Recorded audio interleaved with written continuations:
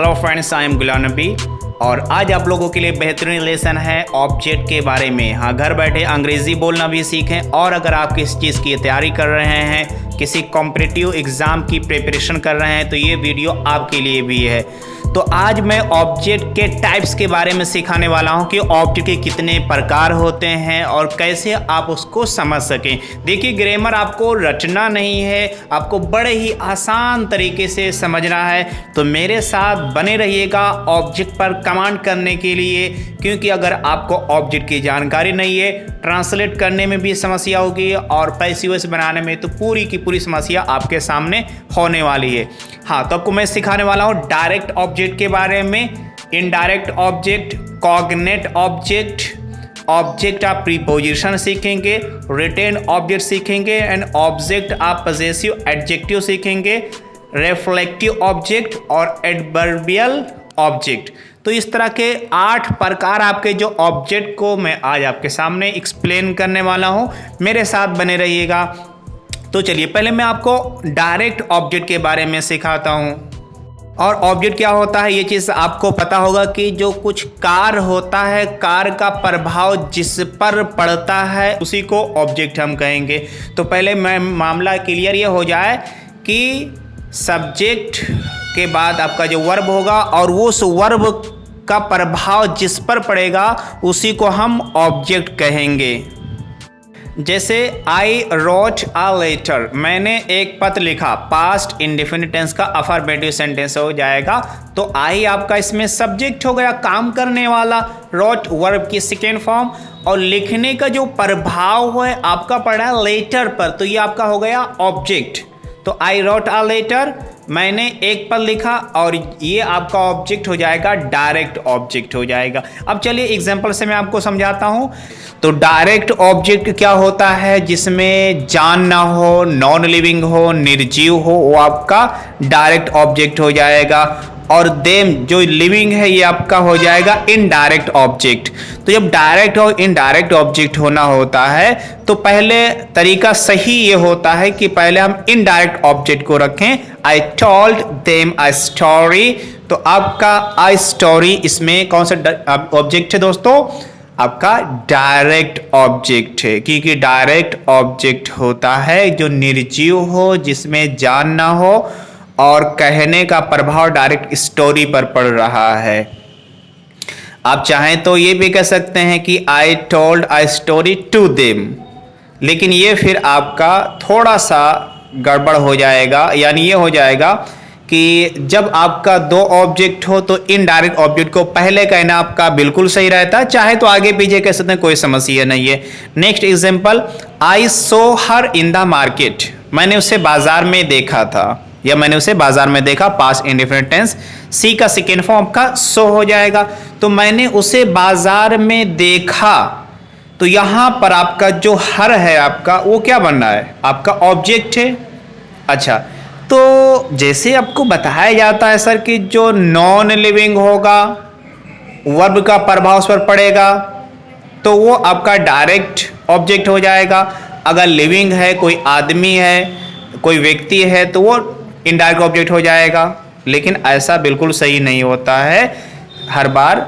अगर आपका एक ही ऑब्जेक्ट है उस सेंटेंस में तो आपका वो डायरेक्ट ऑब्जेक्ट ही कहलाएगा। I saw her in the market, in the market ना तो डायरेक्ट ऑब्जेक्ट है ना तो इनडायरेक्ट ऑब्जेक्ट है। इसके बारे में अगले एग्जांपल्स में मैं आपको एक्सप्लेन करूंगा इन द मार्केट क्या है। फिलहाल ये समझिए, इन द मार्केट ना तो डायरेक्ट ऑब्जेक्ट है ना तो इनडायरेक्ट ऑब्जेक्ट है। हर ये आपका डायरेक्ट ऑब्जेक्ट है। ही invited me in the party, आप बताइए इसमें डायरेक्ट ऑब्जेक्ट कौन सा है। ही invited me in the party, उसने मुझे पार्टी में बुलाया, दावत दिया, आमंत्रित किया। तो जब आपका मामला यह हो कि वर्ब में जब 2 ऑब्जेक्ट हों किसी वाक्य में, तब वहां पे डायरेक्ट इनडायरेक्ट का ऑप्शन होगा। लेकिन अगर एक ही ऑब्जेक्ट है तो आपका डायरेक्ट हो जाने वाला, जैसे मैंने पिछले वीडियो में इसके बारे में आपको मैंने एक्सप्लेन किया है। Raju sir will teach us, Raju sir हमें सिखाएंगे, तो राजू सर सिखाएंगे, अस हमें, ये कौन सा ऑब्जेक्ट है, डायरेक्ट ऑब्जेक्ट है। ये अस लिविंग है, ये इनडायरेक्ट ऑब्जेक्ट उस समय होगा जब यहां पर आपके एक और ऑब्जेक्ट नॉन लिविंग होता, तब वहां पे तब जाकर के अस आपका इनडायरेक्ट ऑब्जेक्ट होता। फिलहाल Raju sir will teach us, Raju sir हमें सिखाएंगे, इसमें आपका डायरेक्ट ऑब्जेक्ट है। इनडायरेक्ट ऑब्जेक्ट को समझते हैं। I told them a story, मैंने उन्हें कहानी सुनाई या कही। तो यहां पर आपका हो रहा है देम आपका इनडायरेक्ट ऑब्जेक्ट है, क्योंकि इसमें जान है और जो लिविंग होता है वो आपका पहले रखा जाता है और वो इनडायरेक्ट ऑब्जेक्ट होता है। अ स्टोरी कौन सा ऑब्जेक्ट है? ये आपका डायरेक्ट ऑब्जेक्ट है। Next example, Raju sir taught us English, Raju sir ने हमें अंग्रेजी सिखाया या सिखाया था, पास्ट इंडेफिनिट टेंस का ग्रामर आपका हो जाएगा। तो Raju sir taught, Raju sir ने सिखाया, किसको सिखाया? हमें, अस। ये हमें क्या है? Direct object, indirect object? आप लोग सोचिए, बताइए। हाँ, सोच लीजिए। अस आपका इनडायरेक्ट ऑब्जेक्ट है और इंग्लिश आपका जिसमें जान नहीं है, निर्जीव है, वो आपका हो जाएगा डायरेक्ट ऑब्जेक्ट। तो मुझे उम्मीद है डायरेक्ट और इनडायरेक्ट ऑब्जेक्ट इन एग्जांपल से आपके लिए क्लियर हो गया होगा। चलिए आगे बढ़ते हैं। कॉग्नेट ऑब्जेक्ट, कॉग्नेट ऑब्जेक्ट का माना क्या होता है? पहले मैं वो आपको बताऊं कि एक ही जड़ से उत्पन्न होना, कॉग्नेट आपका रेगुलर वर्ब हो जाएगा। कॉग्नेट का माना होता है एक ही जड़ से उत्पन्न होना, या फिर इसका माना तो नजदीक करीब होना, यानी कि जो वर्ब है और इसका जो ऑब्जेक्ट है वो एक ही माना में होते हैं। तो अगर कॉग्नेट का माना याद कर लेंगे, हो सकता है कि आप इसको पहली बार सुन रहे हो, क्योंकि जब अगर आप एडवांस लेवल की प्रिपरेशन कर रहे हैं तो कॉग्नेट ऑब्जेक्ट को आपका जानना बहुत जरूरी है, वरना हो सकता है कि आपने कॉग्नेट ऑब्जेक्ट के बारे में सुना ही ना हो।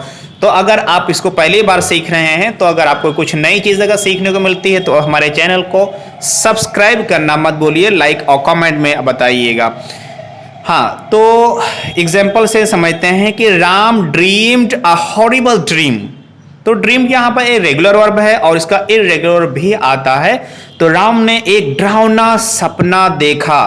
तो ये बताइए, जो ड्रीम है आपका हॉरिबल ड्रीम, एक डरावना सपना, और राम ड्रीम्ड जो सेकेंड फॉर्म यूज हुआ, दोनों तो एक ही चीज है। हाँ, आपको यही समझना है कि जो उसमें वर्ब हो और वर्ब के माना में जो बाद में आ रहा हो, अगर वही माना में हो, उसी को तो कॉग्नेट ऑब्जेक्ट कहते हैं। कि कॉग्नेट का माना होता है नजदीकी, करीबी, जो करीब में माना में हो या उससे माना में हो। तो राम ड्रीम्ड, राम ने सब देखा, अ हॉरिबल ड्रीम, क्या देखा? एक डरावना सपना देखा। जैसे ही फॉट अ फाइट, तो पास इंडिफिनिट टेंस का हो जाएगा कि उसने एक फाइट की, उसने एक या जंग लड़ी कह सकते हैं, या उसने एक लड़ाई लड़ी। तो उसने एक लड़ाई लड़ी, तो जो आपका ही फॉट, वो लड़ा। आ फाइट, तो आ फाइट आप देखना, तो ये फाइट जो बना है वर्ब की फर्स्ट फॉर्म फाइट से ही बना हुआ है, लेकिन यहां पर आपका आ फाइट आपका वर्ब नहीं है बल्कि कॉग्नेट ऑब्जेक्ट है। यही तो आपको समझना है, ये कॉग्नेट ऑब्जेक्ट है, क्योंकि कॉग्नेट का माना ही होता है एक ही जड़ से उत्पन्न होना, निकलना, पैदा होना। तो एक ही जड़ से निकल रहा है, तो इसमें जो आपका वर्ब है वो भी उसी माना में है और इसका जो ऑब्जेक्ट है वो भी उसी माना में है, इसलिए इसको कॉग्नेट ऑब्जेक्ट कहा गया। जैसे he will sing a song, वो गाना गाएगा। अगर मैं सिर्फ कहता ही विल सिंग, तो वो गाएगा। तो गाएगा तो पता चल जाता क्या है, लेकिन हमने कहा गाना, तो ये गाना, अ सॉन्ग जो वर्ड बना है, निकला है, सिंग से ही तो बना है। अब दोनों का माना एक हो रहा है, इसी को कॉग्नेट ऑब्जेक्ट कहेंगे। मुझे उम्मीद है आपको पूरी बात क्लियर हो रही होगी, और अगर आप एग्जाम की किसी की प्रिपरेशन कर रहे हैं तो ये आपकी नॉलेज बहुत अच्छी करने वाली, और आपको ग्रामर रटना नहीं है, रटने की जरूरत है ही नहीं। भाई कॉग्नेट ऑब्जेक्ट क्या होता है? जो वर्ब है उसी के माना में लास्ट वाला हो, उसी को तो हम कॉग्नेट ऑब्जेक्ट कह देंगे। Very simple. Raju will run a good race, तो राजू दौड़ेगा एक अच्छी रेस। तो गुड रेस, तो गुड रेस हम अच्छी दौड़ और रन दोनों तो सेम एक ही माना में आ रहे हैं ना, कि कॉग्नेट का माना ही होता है नजदीकी, करीबी, निकट या उसी तरह से। तो राजू दौड़ेगा, राजू विल रन, क्या दौड़ेगा? A good race. तो रेस एक दौड़ होता है। तो आप सोचिएगा रेस और रन दोनों माना एक ही हो रहे हैं, इसीलिए तो इसको कॉग्नेट ऑब्जेक्ट कहा गया। इसी पॉइंट को सिर्फ आपको अपने माइंड में रखना है। कॉग्नेट ऑब्जेक्ट में बहुत कुछ नहीं है, बस मेन यही है, ये चीज आपको समझना है। जैसे कि ही ड्रैंक अ ड्रिंक, तो ही ड्रैंक उसने पिया अ ड्रिंक पिया, तो जो उसने ड्रिंक किया वो नाम और जो ही ड्रैंक उसने पिया, तो दोनों तो एक ही चीज हो रहे हैं। यही तो आपको ऑब्जेक्ट हो रहा है कि ड्रिंक कोई चीज पीने वाली चीज उसने पिया, उसको आपने एक नाउन बताया, उसको एक नाम दिया, अ ड्रिंक वो नाउन हो गया। या ही ड्रैंक कोल्ड ड्रिंक, तो वो जो आपने बाद में कहा अ ड्रिंक या कोल्ड ड्रिंक, तो कोल्ड ड्रिंक को क्या हो रहा है नाउन, और वही नाउन आपका ऑब्जेक्ट हो रहा है। इस ऑब्जेक्ट को नाम हम लोग दिए कॉग्नेट ऑब्जेक्ट। कहने की वजह बिल्कुल साफ हो रही है कि ये कोल्ड ड्रिंक या अ ड्रिंक जो इसका माना है ड्रिंक के ही माना में है, जो वर्ब आपका यूज हुआ है ड्रिंक सेकेंड फॉर्म जो ड्रैंक आपका है उसी के माना में है, इसलिए इसको कॉग्नेट ऑब्जेक्ट कहा गया। मैं 2-3 एग्जांपल और आपको देता हूं, जैसे Raju slept a sound sleep, Raju सो गया एकदम गहरी नींद में, बहुत अच्छे तरीके से मस्त होकर के सो गया बंदा। तो राजू स्लेप्ट, राजू सो गया। अ साउंड स्लीप, सब मतलब जोर से आवाज करके सो गया, तो मतलब एक खाना खाया मस्त करके सो गया, तो बहुत ही गहरी नींद में सो गया, तो अ साउंड स्लीप कहते हैं। तो अ साउंड स्लीप जो माना है वो स्लीप ही के सोना के माना में तो है, इसीलिए इसको कॉग्नेट ऑब्जेक्ट कहा गया। He dies a sad death, तो ही डाइड उसकी मौत हुई, अ सैड डेथ एक दुख भरी हुई। तो जो उसकी मौत हुई और सैड डेथ, तो डेथ और ये डाइड जो सेकेंड फॉर्म हमने पास्ट का यूज किया, दोनों का माना तो एक ही हो रहा है ना, इसलिए आपको क्या हो गया कॉग्नेट ऑब्जेक्ट हो गया। लास्ट एग्जांपल में और एक आपको देता हूं, ही लाफ्ड अ हार्टी लाफ, वो हंसा अ हार्टी लाफ यानी कि बहुत ज्यादा हंसा, बहुत खुश होकर के, मतलब बहुत बेइंतहा हंसा, तो वो हंसा अ हार्टी लाफ, दिल से हंसा।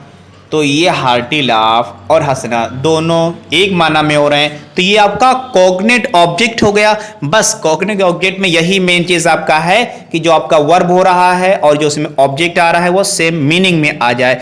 चलिए चौथे नंबर पे चलते हैं, ऑब्जेक्ट ऑफ प्रीपोजिशन या प्रीपोजिशनल ऑब्जेक्ट भी आप कह सकते हैं। जैसे I thought about my friend, मैंने अपने दोस्त के बारे में सोचा, तो माई फ्रेंड आपका जो आ रहा है अबाउट प्रीपोजिशन हो जाएगा, तो उसके बारे में है, तो यहां पर अबाउट प्रीपोजिशन हो जाएगा, माई फ्रेंड आपका ऑब्जेक्ट हो जाएगा, इसलिए इसको प्रीपोजिशनल ऑब्जेक्ट कहा गया। जैसे ही वॉज स्टैंडिंग, वो खड़ा हुआ था, इन फ्रंट ऑफ अस हमारे सामने, तो वो खड़ा हुआ था इन फ्रंट ऑफ अस हमारे सामने, तो जो अस आपका है ये किसका ऑब्जेक्ट है, इन फ्रंट ऑफ जो प्रीपोजिशन है इसका ऑब्जेक्ट है। ये डायरेक्ट ऑब्जेक्ट नहीं है, इनडायरेक्ट ऑब्जेक्ट नहीं है, ना तो कॉग्नेट ऑब्जेक्ट है, ये आपका जो अस है प्रीपोजिशन का ऑब्जेक्ट है।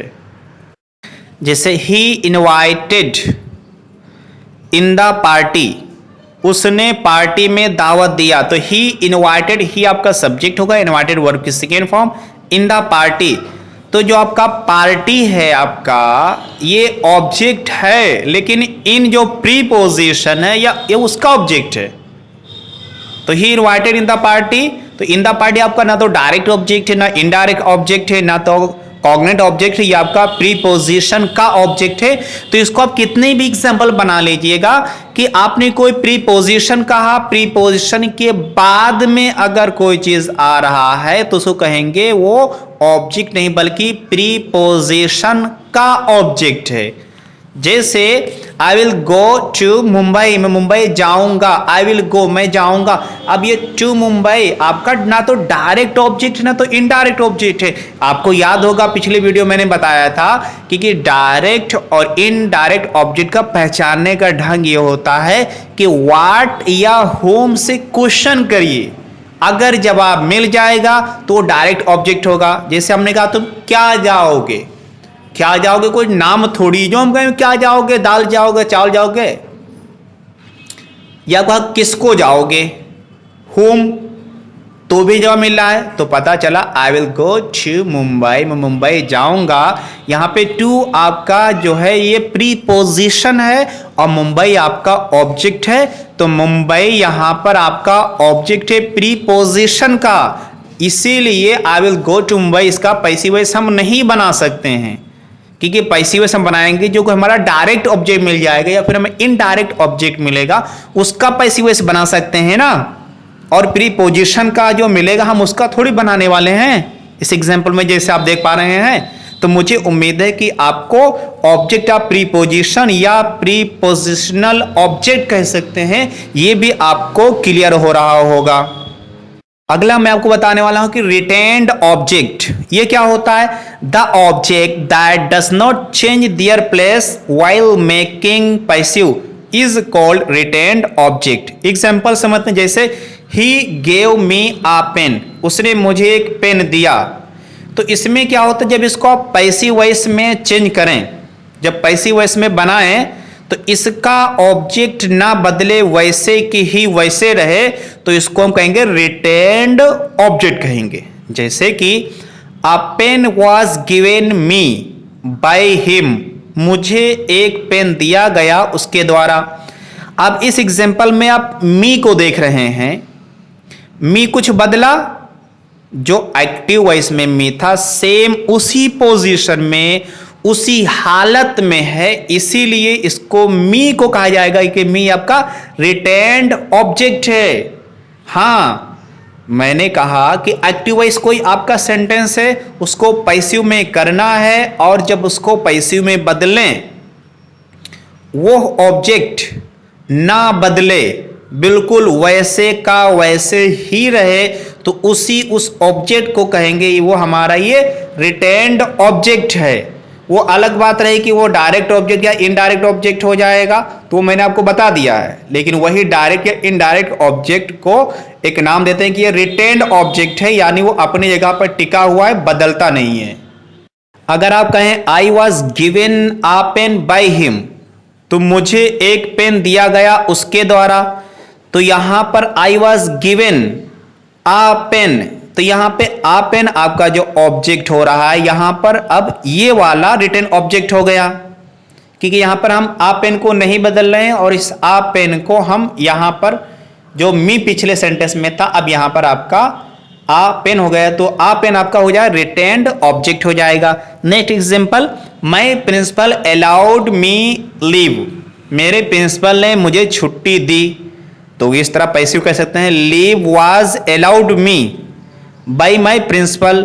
तो मी यहां पर आपका जो है, जो एक्टिव वॉइस में ऑब्जेक्ट जिस हालत में था, पैसिव वॉइस में भी उसी हालत में है, कोई चेंजिंग नहीं है, इसीलिए मी आपका हो जाएगा रिटेन्ड ऑब्जेक्ट हो जाएगा। इसको आप कह सकते थे इस तरह, I was allowed leave by my principal, तो इसमें लीव आपका हो जाएगा रिटेन्ड ऑब्जेक्ट, क्योंकि लीव यहां पर अब आपका जो हो रहा है अपने हालत अपने कंडीशन पर है, तो इसको लीव को कहेंगे कि हमारा ये हो गया रिटेन्ड ऑब्जेक्ट। क्योंकि I was allowed, I was allowed, I तो आपका बदल गया, क्योंकि हमको पैसे उसमें बदली करना रहता है। मी को आई से बदले तो आई वॉज अलाउड, मुझे अनुमति दी गई, मुझे परमिशन दिया गया, किसका, छुट्टी दी गई, आई वॉज अलाउड लीव, मुझे छुट्टी दी गई बाय माय प्रिंसिपल, मेरे प्रिंसिपल के द्वारा। तो रिटेन्ड ऑब्जेक्ट मुझे उम्मीद है ये भी समझ में आ गया होगा कि भाई जो ना बदले, जो ऑब्जेक्ट ना बदले वही आपका रिटेन्ड ऑब्जेक्ट हो जाएगा। चलिए अगला हम समझते हैं ऑब्जेक्ट ऑफ पजेसिव एडजेक्टिव। ये क्या होता है, जैसे आई लव माई फैमिली, मैं प्यार करता हूं माई फैमिली, तो फैमिली आप देख रहे हैं ये आपका एक नाउन हो जाएगा मई, तो मई जो आपका है पजेसिव एडजेक्टिव है, यही तो आपका हो रहा है, इसीलिए आपको कहा गया कि object of a possessive adjective. तो आई लव माई फैमिली, मैं अपने परिवार से प्यार करता हूं, मई की वजह से इसको आपने कहा कि object of a possessive adjective है। इसी तरह you do not understand his logic, तो जब आपका यहाँ पे हिज का वर्ड आ रहा है, इसी को आपको समझना है कि यू डू नॉट अंडरस्टैंड, तुम नहीं समझते हो। हिज लॉजिक, तो हिज जो आपका आ रहा है यही आपका और पजेसिव एडजेक्टिव का है, क्योंकि यहाँ पर आपका एडजेक्टिव हो रहा है, इसलिए आपने हिज का वर्ड यहाँ पे मैं समझना है। हिज का कमाल यहाँ पे, I did not scold your brother, मैंने तुम्हारे भाई को नहीं डांटा या नहीं डांटा था, पास्ट इंडेफिनिट टेंस ग्रामर। तो यहाँ पे योर क्या हो रहा है, ये तो आपका एडजेक्टिव हो रहा है, ये तो पजेसिव हो रहा है। तो आई डिड नॉट स्कोल्ड, मैंने नहीं डांटा था, किसको, योर ब्रदर, ये आपका ऑब्जेक्ट तो हो रहा है, लेकिन ये ऑब्जेक्ट कौन सा वाला ऑब्जेक्ट है, ये आपका हो जाएगा object of a possessive adjective. तो पजेसिव एडजेक्टिव का ऑब्जेक्ट है, इसीलिए इसका एक नाम दिया गया। और मुझे उम्मीद है कि अब आपके लिए object of a possessive adjective भी क्लियर हो जाएगा। तो जहां पर आपका मैं, योर, हिज, हर, दियर लगा, उसके बाद में अगर आपका ऑब्जेक्ट आ जा रहा है तो उसी ग्रामर को हम ऑब्जेक्ट ऑफ पजेसिव एडजेक्टिव कहने वाले हैं। अगला हम समझते हैं कि रिफ्लेक्सिव ऑब्जेक्टिव क्या होता है, जो रिफ्लेक्स करता है। जैसे आई प्ले माई सेल्फ, मैं खुद खेलता हूं। आई आपका सब्जेक्ट हो गया, प्ले आपका वर्ब की first form present indefinite tense, मैं खेलता हूं। माई सेल्फ, मैं खुद खेलता हूं।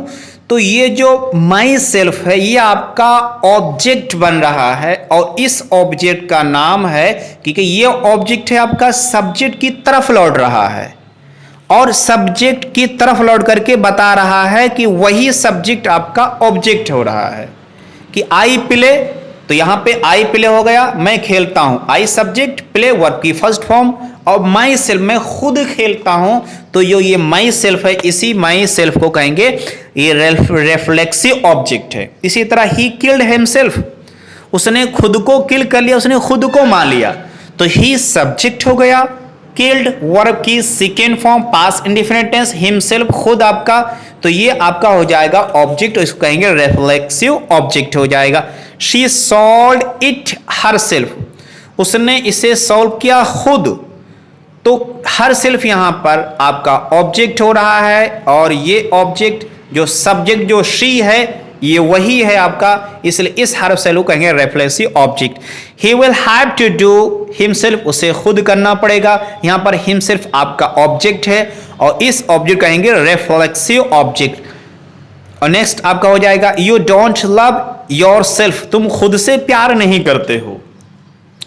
तो योर सेल्फ आपका हो जाएगा ऑब्जेक्ट, और यहां पर कोई सिंगुलर पर्सन है, सिंगुलर आपका है, उससे हम बात करें कि you don't love your self.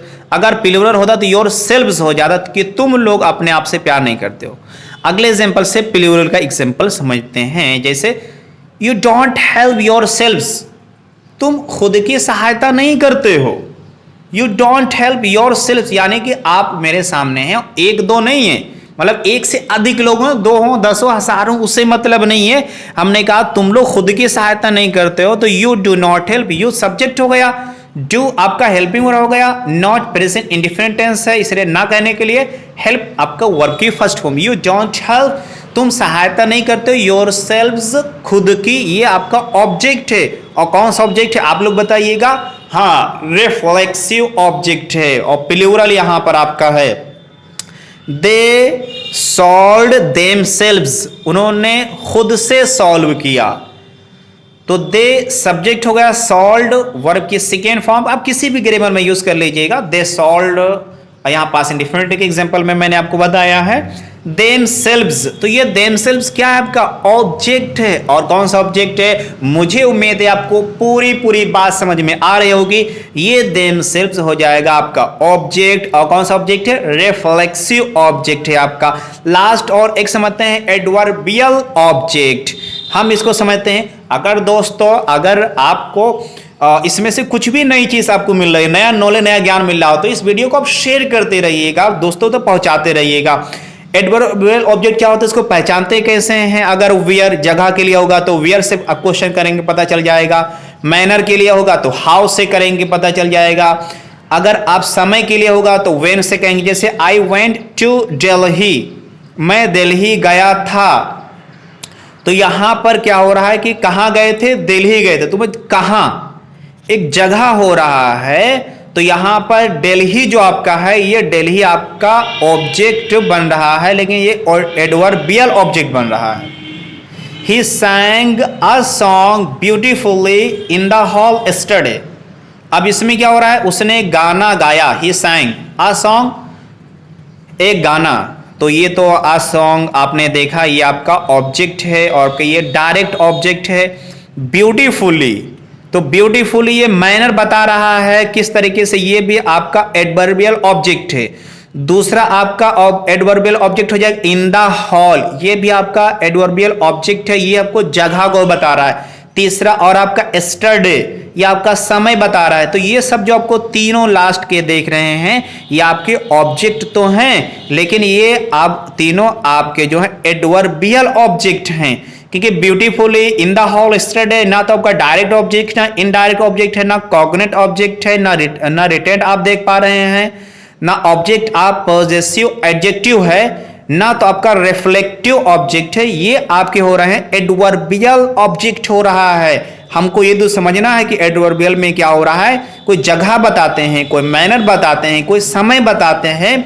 तो जो लास्ट में आते हैं ये सब एडवर्बियल ऑब्जेक्ट कहलाते हैं। जैसे he will sing a song tomorrow, वो एक गाना गाएगा कल। तो कल वो गाना गाएगा, तो टुमारो कौन सा हो रहा है, ये कौन सा ऑब्जेक्ट है, ये एडवर्बियल ऑब्जेक्ट है। ही प्लेड क्रिकेट यस्टरडे, उसने या वो कल क्रिकेट खेला था। तो वो क्रिकेट खेला था आपका यस्टरडे जो हो रहा है, ये आपका ऑब्जेक्ट हो रहा है। और कौन सा ऑब्जेक्ट, एडवर्बियल ऑब्जेक्ट हो रहा है।